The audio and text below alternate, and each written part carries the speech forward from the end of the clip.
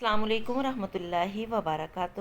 پیارے بچوں، آج ہم خط کریں گے گھڑی کا تحفہ ملنے پر چچا کے نام شکریہ کا خط۔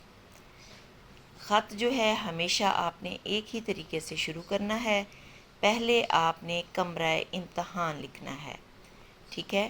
پھر اس کے بعد دوسری لائن میں آپ نے تاریخ لکھنی ہے، یعنی کہ آپ نے تاریخ کی ہیڈنگ نہیں دینی، آپ نے صرف جو ہے جیسے آپ نے 4 جون 2025 لکھ دینا ہے، ٹھیک ہے؟ اس کے بعد نیچے والی لائن پہ آ کے آپ نے یہ خیال کرنا ہے، اتنے سیل چھوڑنے ہیں کہ پیارے چچا جان جو ہے آپ کا درمیان میں آئے لائن کے، ٹھیک ہے؟ پیارے چچا جان کے بعد آپ نے نشان تعجب کے نکات لازمی لکھنے ہیں بغیر سیل چھوڑے۔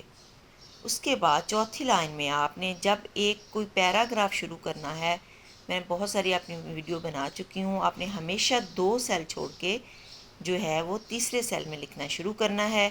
السلام علیکم، نشان تعجب، اسکول کے سالانہ امتحان میں جماعت ششم میں اول پوزیشن حاصل کرنے پر آپ کی طرف سے 1 عدد قیمتی گھڑی وصول پا کر بہت مسرت ہوئی۔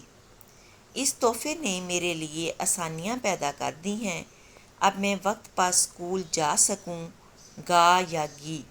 آپ جو بھی فیمیل ہے تو گی لکھے گی، میل ہے تو گا لکھے گا۔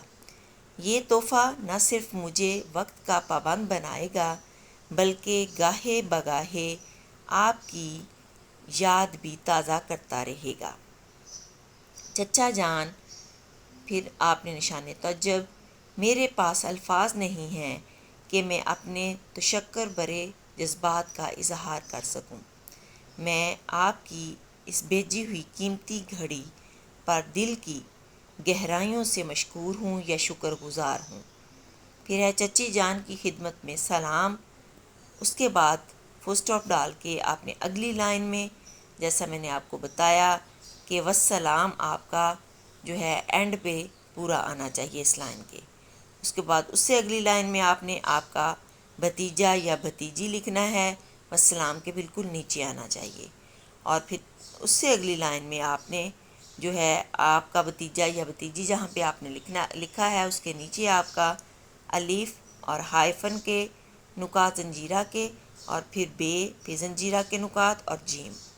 اس طرح سے آپ نے جو یہ خط جو ہے کوئی بھی خط ہو اس کا طریقہ کار یہی ہے، اسی طرح سے آپ نے لکھنا ہے۔ درمیان والا جو میٹیریل ہے وہ جو ہیڈنگ کے مطابق چینج ہو سکتا ہے، لیکن خط لکھنے کا طریقہ کار یہی ہے۔ اوپر والی چیز اور نیچے والی چیز سیم ہی آئے گی۔ اپنا بہت سا خیال رکھیں۔ اللہ نگہبان۔